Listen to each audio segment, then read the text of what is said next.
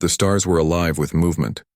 In the sector known as the Rithlin Expanse, countless alien ships moved into formation, their engines glowing like drifting constellations against the black canvas of space. Every vessel carried banners of different civilizations, some insectoid, some reptilian, some avian, some whose forms were nothing like anything Earth had ever seen.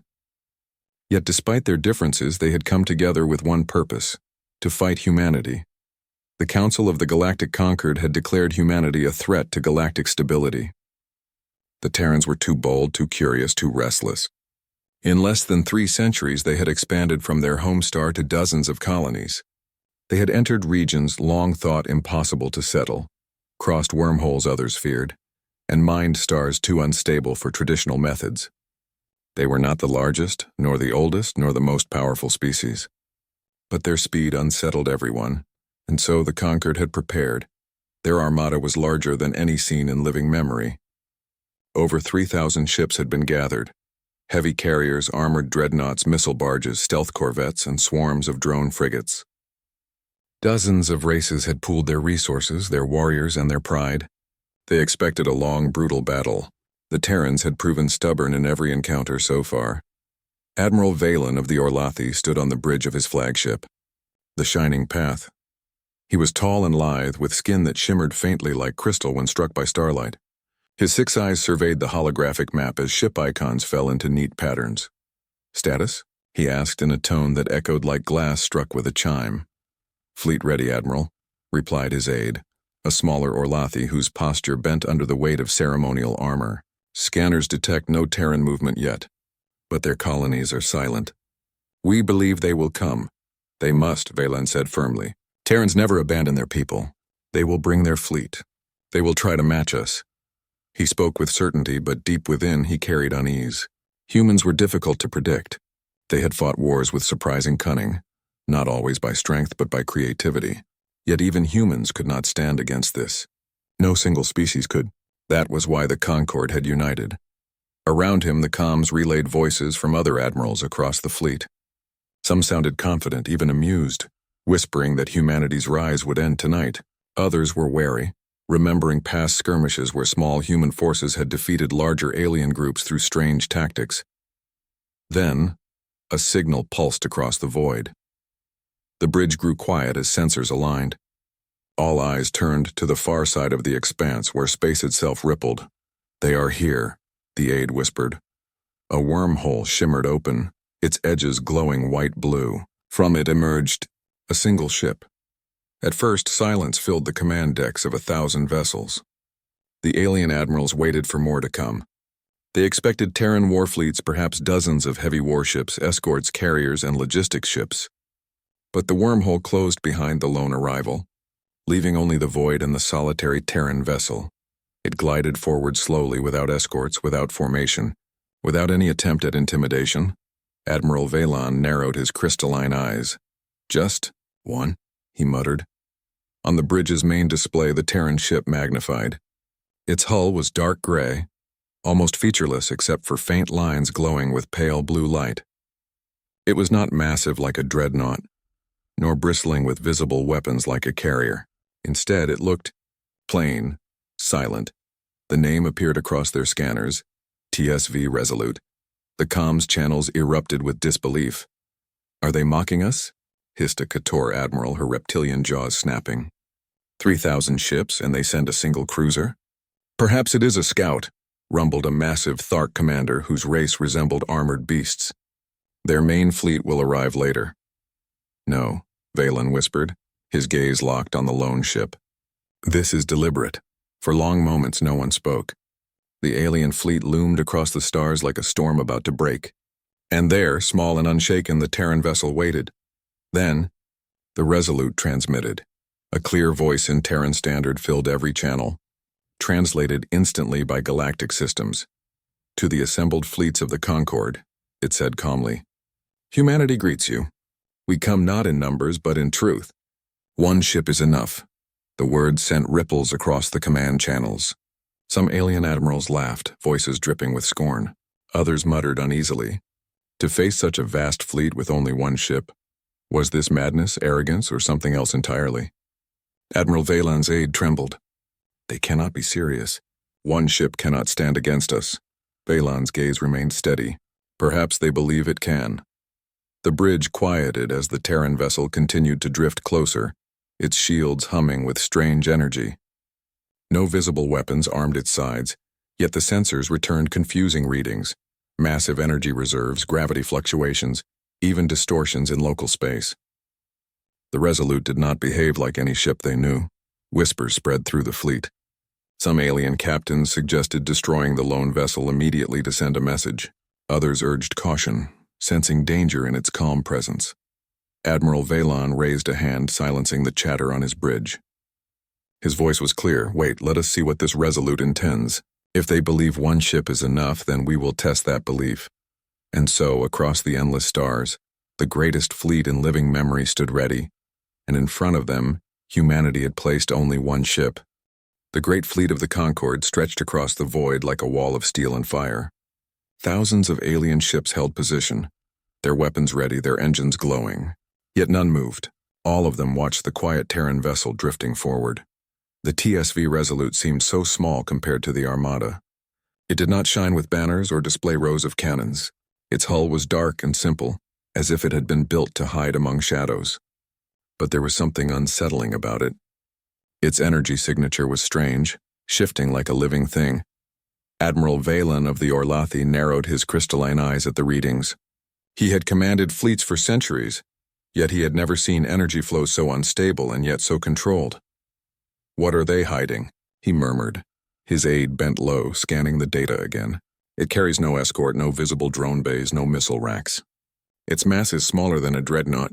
It should not be dangerous, Admiral." Valan did not answer. He had learned long ago that what should not be dangerous often was, especially when it came to humans. Across the fleet's shared channel, alien commanders argued. "This is a trap," hissed Admiral Kesher of the Kator, her reptilian eyes glowing red. "Destroy it before it comes closer. They mock us by sending only one." "You fear too much," rumbled a Thark general, his voice deep like grinding stone. "It is one ship against thousands. End it now and be done." "No," Valan said sharply. His voice cut across the noise. "Look at them. Do you not see? They want us to strike first." The channel went silent for a moment. "What do you suggest?" asked another voice. This one belonging to a slender bird-like captain from the Kivani. "We wait," Valan said. "We see what this Resolute intends. Humanity does not act without reason. If they bring only one ship, then there is a reason behind it." But even as he said the words, Valan's own doubts whispered at him. Could it be arrogance? Had humanity grown so overconfident that they believed one ship could frighten an entire fleet? Or did they have technology hidden beyond the scanner's reach? The mystery deepened when the Terran ship sent another signal. This time it was not a threat nor a challenge. It was a calm voice translated into the common tongue. "Stand down, conquered fleet. Humanity has no wish for war. But if war is brought to us, one ship is enough." The message repeated once, then silence. Alien officers across the Armada burst into laughter. Some mocked the humans' courage, others their foolishness. But the laughter did not last long, because the words carried weight. The calmness was not bravado, it was certainty. Valan leaned back in his chair, his 6 eyes narrowing. "One ship is enough," he repeated softly. His aide looked unsettled. "Admiral, should we respond?" "Not yet." In the Kator command ship, Admiral Kesher's claws clicked angrily against the metal railing. She had no patience for riddles. "This is weakness disguised as pride," she snarled. "I will prove it." She ordered a small strike group forward, 10 cruisers, fast and armed with plasma batteries. They formed a sharp wing and surged toward the Terran vessel. The fleet watched in silence as the Kator cruisers closed in. Their engines burned bright, their weapons locked. "Destroy the human ship," Kesher commanded. "End this insult." On the bridge of the Resolute, Captain Elias Ward stood with hands behind his back. His uniform was plain without excess decoration. Around him, his crew worked quietly, their movements efficient and calm. There was no sign of fear. 10 cruisers approaching, reported his sensor officer. "Weapons charged," Ward nodded. His voice was steady, almost gentle. "Begin with demonstration protocols. Do not aim for destruction." "Yes, Captain." The Resolute stirred. Energy rippled along its hull, faint blue lines brightening. Space itself seemed to bend around it, warping as if reality had grown flexible. When the Kator cruisers fired their first volley of plasma, the bolts twisted away, dragged aside by invisible force. Not one struck the Terran ship. Gasps filled alien bridges across the fleet. Then the Resolute answered. It released a single pulse of light. Not a missile, not a beam, but a wave. It rippled outward in silence, touching the Kator ships like a breeze. At once, their engines went dark. Weapons powered down. Shields collapsed. One by one, the cruisers drifted powerless, alive but helpless, floating like debris. On her bridge, Admiral Kesher roared in disbelief. "What trick is this? Restart systems. Fire again." But nothing answered. Her ships were completely disabled, every system frozen by Terran technology they did not understand. The Concord fleet was silent. Thousands of ships, millions of crew, all staring at the lone Terran vessel that had just defeated 10 cruisers without firing a single shot of destruction. Admiral Valen felt a cold weight settle in his chest. He knew now that this was not arrogance. Humanity had advanced far beyond what the Conquered believed. And yet, they had chosen not to kill. They could have destroyed them, his aide whispered. But they did not. Yes, Valen murmured. That is the message. The Resolute sent another transmission. Do not test us further. This is your warning. Humanity does not seek battle. But if you force our hand, this will be the fate of every ship here. The voice was calm, firm, unshaken. Across the fleet, alien commanders struggled with disbelief. Some wanted to attack with everything, to overwhelm the lone Terran vessel with sheer numbers. Others hesitated, fearing what more secrets the ship might hold. Arguments filled the comms. Pride battled with fear. The Conquered had come expecting a great war, but now, one Terran ship stood against them and none were certain of victory. Admiral Valen closed his eyes for a moment. He could almost feel the shifting of history. Humanity had forced the galaxy to look at them not as a young species, but as something far more dangerous and far more resolute. And this was only the beginning. The Conquered fleet hung in silence. The disabled Kator cruisers floated helplessly, their lights dim, their engines dead. No fire, no explosions, only the quiet humiliation of warriors stripped of their strength. The TSV Resolute stood untouched, calm, almost indifferent. On Admiral Valen's flagship, the air felt heavy. Officers whispered in disbelief. One pulse, someone muttered. Just one pulse and 10 ships fell. Not destroyed, Valen corrected.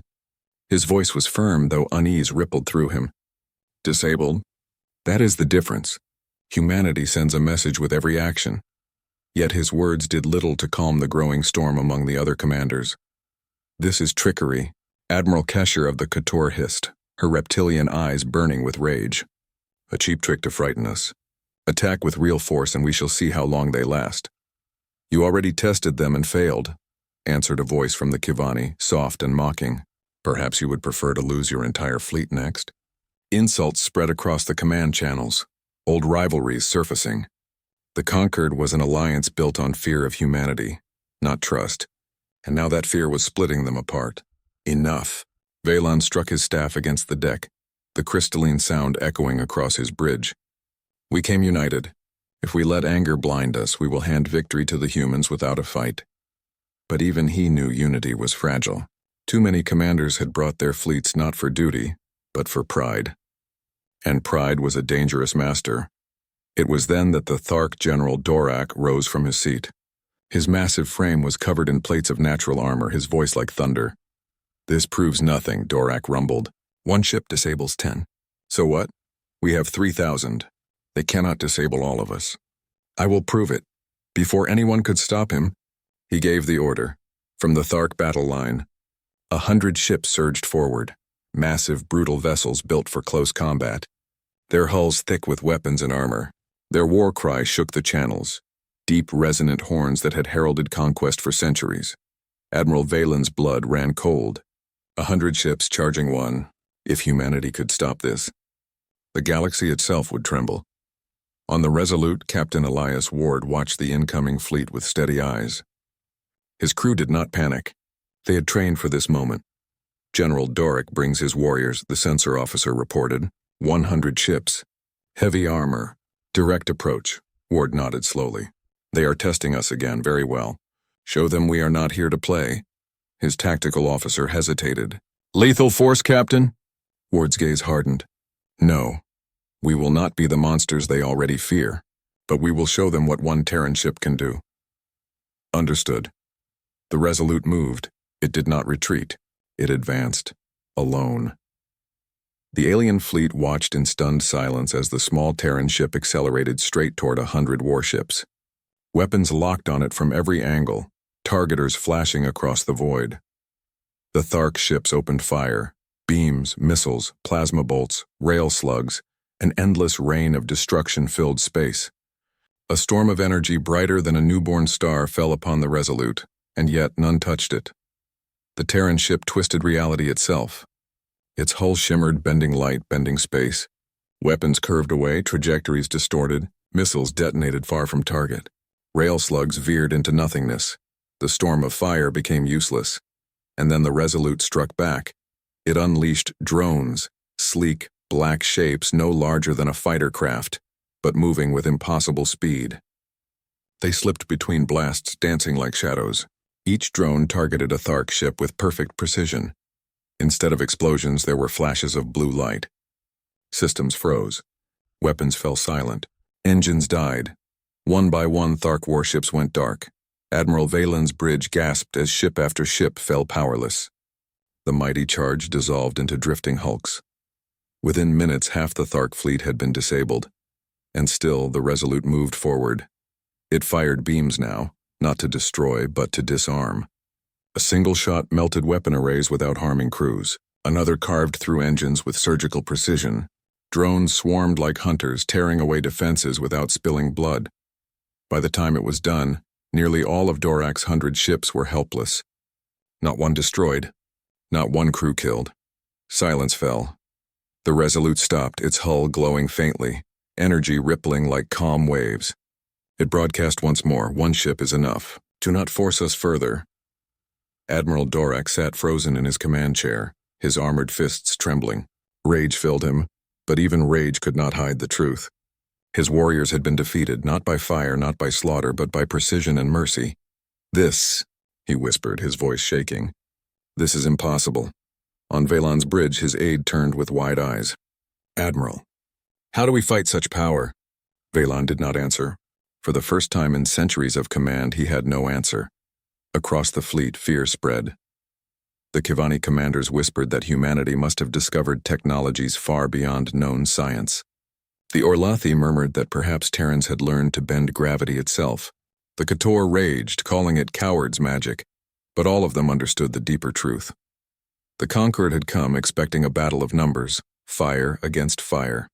Humanity had answered with something greater. Not brute strength, but mastery.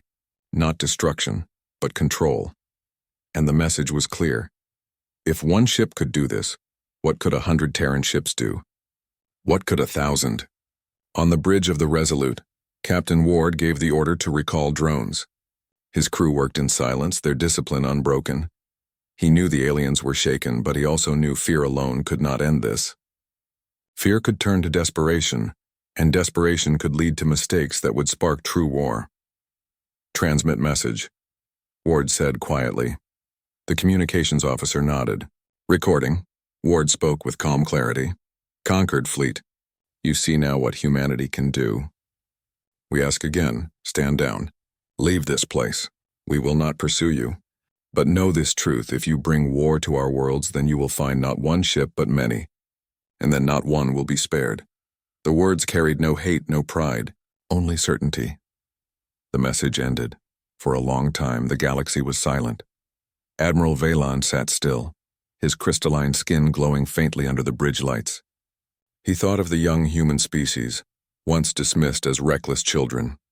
Now he saw them for what they were, not reckless but resolute. "They could have destroyed us," his aide whispered again. "Yes," Valen said softly, "but they chose not to. That is the part we must fear most." Far across the fleet, other admirals argued. Some still urged attack, insisting numbers would overwhelm even Terran miracles. But most no longer believed their own words. The Concord had come expecting a battle. Instead, they had been shown a truth. Humanity did not need a fleet. One ship was enough. and the lesson was only beginning. The void was quiet. Where once the Concord fleet had been a storm of fire and thunder, now silence spread like a shadow. Hundreds of ships drifted powerless, their lights dim. The rest of the armada remained frozen in place, too afraid to move, too uncertain to act. And still the TSV Resolute waited. It did not advance. It did not fire again. Its drones returned to their bays, its weapons powered down. The Terran ship glowed faintly, calm and patient, as though it had all the time in the universe.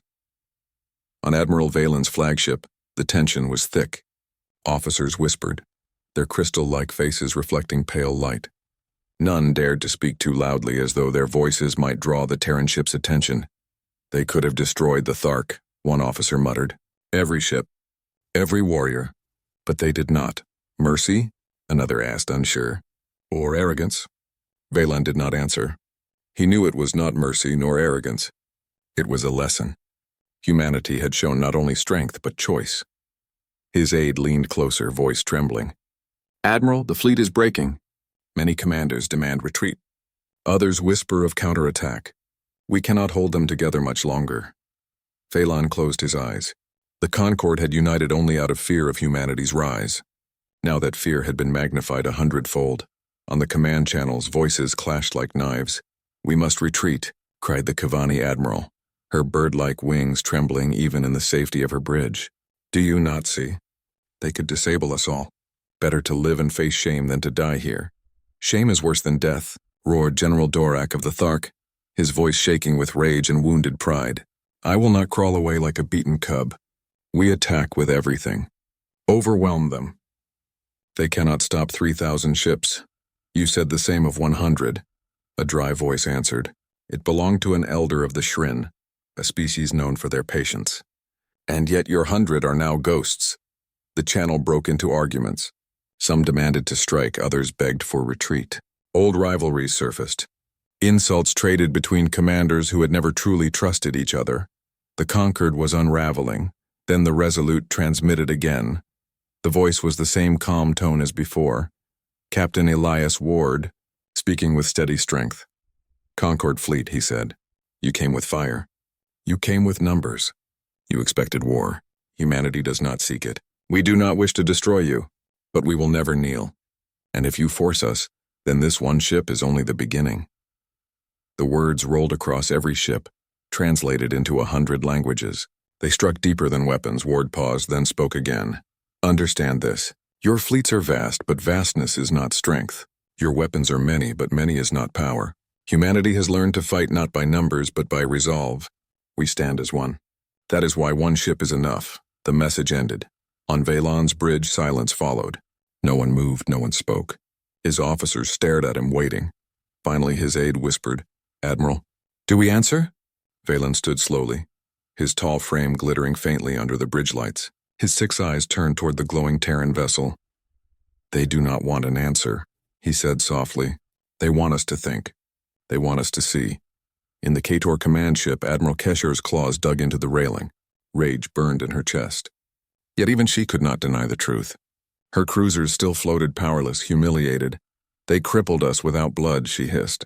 That is worse than death. They make us weak in front of all. But her officers looked away, shame on their faces. They had seen what the humans could do. They no longer believed in victory. In the Thark flagship, General Dorak raged. He slammed his armored fists against the metal, cracking the surface. His warriors stood silent, not daring to speak. They too had seen their mighty fleet fall like prey animals before a hunter. Why do they not kill us? Dorak growled. Why do they leave us alive? No one answered. But the question hung in the air, heavy and unsettling. The debate across the Concord continued for hours. Some argued humanity was bluffing, that the Resolute was a unique weapon and nothing more. Others feared it was only one of many, a scout of a fleet even greater. Every minute of argument revealed the truth. The alliance was fracturing. Without unity, they were powerless, and all the while the Resolute remained silent, patient, watching. Admiral Valen knew he could not allow the fleet to collapse in panic. He opened the central channel, his voice ringing clear across thousands of ships. Commanders of the Concord, listen to me. We came here to end the Terran threat. But look around you. We are not the hunters, we are the prey. You saw with your own eyes what one ship has done, and they tell us they have more. The channel grew quiet. Baylan continued. We can attack again. We can throw everything we have at them. But if we fail, and I believe we will fail, then this will not be remembered as courage. It will be remembered as madness. He let the words sink in before speaking once more. I say this not as an Orlothy, but as one who has commanded fleets for centuries. I say this as one who has fought many wars. This is not a battle we can win. Humanity has chosen restraint. We should accept it while we still can. Silence followed. Then slowly voices began to agree. The Kivani admiral lowered her wings. I will not risk my people in a war we cannot win. I support withdrawal. The Shrin elder spoke calmly. Wisdom is knowing when to walk away. Others followed one by one, their pride breaking under the weight of truth. Only the Kator and the Thark still resisted. But even their officers no longer looked certain. Their soldiers had seen enough. On the Resolute, Captain Ward received the transmissions. He watched quietly as the Concord's voices softened, their threats fading. Captain, his communications officer said, they are debating retreat. Ward nodded. Good, let them. His eyes lingered on the great fleet. He knew what this moment meant. Humanity had not just defended itself. It had changed how the galaxy saw them. They were no longer the newcomers, the reckless explorers. They were something else now. Something the galaxy would have to respect. Admiral Baylan gave the final order. All fleets stand down. Prepare to withdraw. One by one, the great ships of the Concord turned away. Engines flared, formations shifted. The armada that had come to crush humanity now retreated, humbled, silent. As they left, the Resolute did not pursue. It simply drifted back, calm and unmoving like a lone sentinel. In the end, only whispers remained. Whispers that spread across the stars. Whispers of a single Terran ship that had stood against thousands. Whispers of restraint more frightening than destruction. The Conquered had come expecting war. Instead, they had been given a lesson in power, a lesson in choice, and a lesson in resolve. The silence after the battle felt heavier than the war itself. Across the scattered fleets of the alien alliance, no voice rose in victory songs. No commander boasted of bravery, and no crew dared to speak of honor. The stars burned bright around them, yet every alien aboard their ships felt a shadow in their hearts. That shadow had a name: humanity, one ship. One Terran vessel had faced the greatest armada the galaxy had ever gathered. Thousands of ships, from dozens of proud civilizations, had come expecting a battle that would echo through history. They had prepared for firestorms, for losses, and for triumph. Instead, they had been humbled before a single Terran warship. The TSV Resolute stood alone, calm and silent, its dark hull glowing faintly with strange energies. No smoke trailed from its surface, no damage marred its form, and no sign of weakness showed. To the fleets that had gathered, it was like watching a mountain endure waves. No matter how fierce the tide, the mountain remained. Fear in the council on the flagship of the Alliance. Admiral Vayrek of the Korath sat frozen in his command chair. His mandibles twitched in disbelief as he replayed the combat logs again and again. The data did not change. Hundreds of ships destroyed, dozens disabled. Yet the human vessel had not once shown signs of strain. Impossible, he whispered to himself. It must be false. Some trick of sensors. Beside him, the Thalorian commander, with silver scales reflecting the light of consoles, said in a flat voice, It is not false. I saw it with my own eyes. Our fleets fired together, weapons of every type. The human ship danced between them as though it already knew where we would strike. This was no illusion. Around the chamber, other admirals sat in silence. The Council of War had become a council of fear. No one dared to speak of continuing the fight. For the first time in centuries, they felt like prey staring into the eyes of a predator. One voice finally broke the silence. A soft, almost trembling voice of an Ayalari representative, her translucent skin glowing faintly. We must understand, she said. They came with one ship. Why only one? Was it arrogance? Or was it mercy? The words cut through the silence. Mercy. None wanted to admit it, but they had felt it. The Terran captain had spared ships when they could have destroyed them. The weapons of the Resolute had disabled as often as they had killed. It was as though the humans wanted to show power, not to slaughter. A message of warning across the void, the Resolute moved forward slowly. Every alien ship turned their sensors toward it, expecting another devastating attack. But instead of weapons, it released a transmission. The voice of Captain Arlen Hayes filled the comm channels. His tone was calm, steady, and carried a weight heavier than any weapon. "Alliance fleets," he said. "You came here expecting war. You brought your thousands, and we brought one. We brought one because one is enough. We do not seek conquest, nor do we seek to rule. Humanity asks only to live free, to walk among the stars without chains. But hear this well, if you force us to fight, we will not break. We will not kneel. One ship today, 1,000 tomorrow. You cannot imagine how far we are willing to go for our survival." The message ended. No threats, no shouting, only truth spoken with steady certainty. On the Alliance ships, many commanders sat in silence. Some clenched their fists or claws. Others lowered their heads. They had prepared for war, but what they faced instead was something deeper. The realization that humanity was not like the others. Legends begin word spread quickly through the fleets. Crew members whispered to each other in quiet tones. They sent only one. One ship against us all. It never even slowed. The whispers grew into legends before the battle had even ended. Soldiers who had once mocked humans now felt unease at the very thought of facing them again. On planets across the galaxy, the story would soon be told and retold. Children of alien races would hear of the Terran warship that stood alone against the greatest armada and did not fall. Merchants would repeat the tale in markets, scholars would write of it in records, and rulers would ponder the meaning of humanity's power. The galaxy, which had once thought humans were simply another rising species, now saw them as something more, something unpredictable, dangerous and untamed. Humanity's choice aboard the Resolute. Captain Hayes stood at the observation deck. The stars stretched endlessly before him, calm and bright after the storm of battle. His crew moved quietly, each one aware of what they had done. Commander Lyra spoke softly beside him. "We showed them enough to stop this war, but was it wise to reveal our strength?" Hayes turned his gaze to her.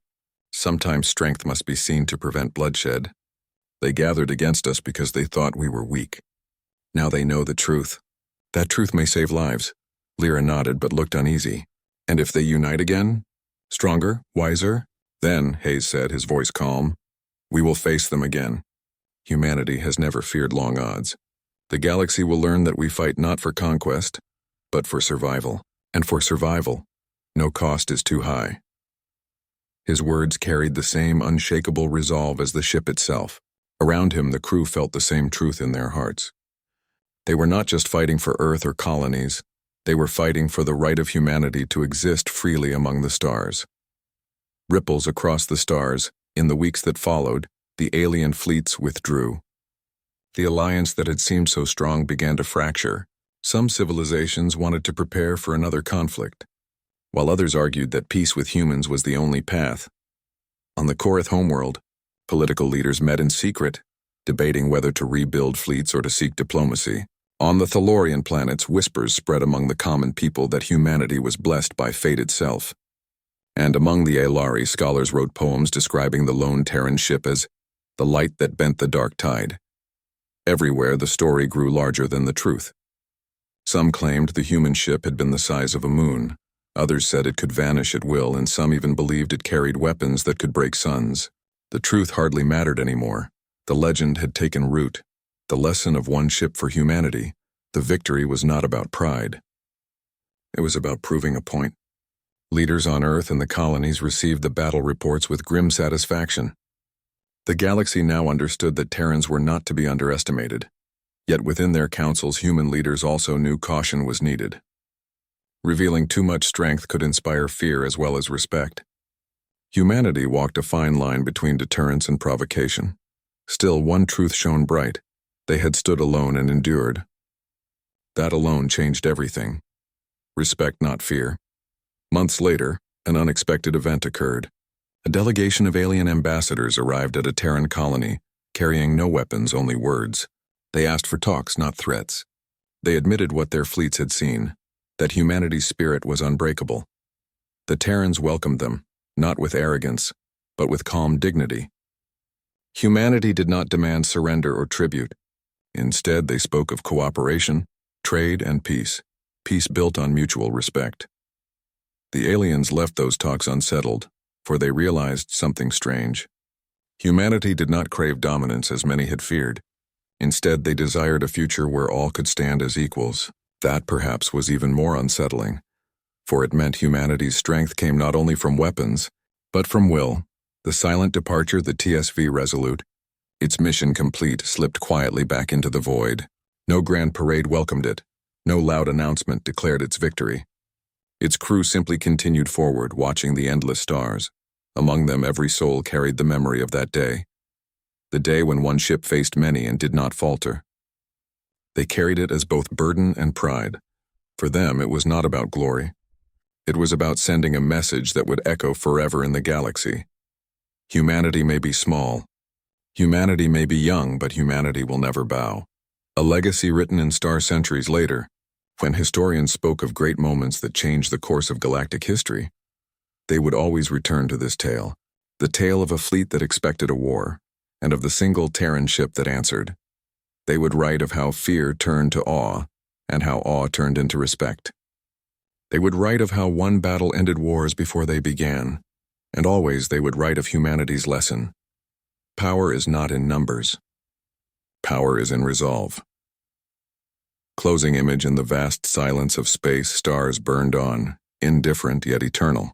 And among those stars, humanity's ships continued their journey, carrying with them both the burden of their strength and the promise of their future. The galaxy would never forget the day it learned the truth of the Terrans. One ship was enough.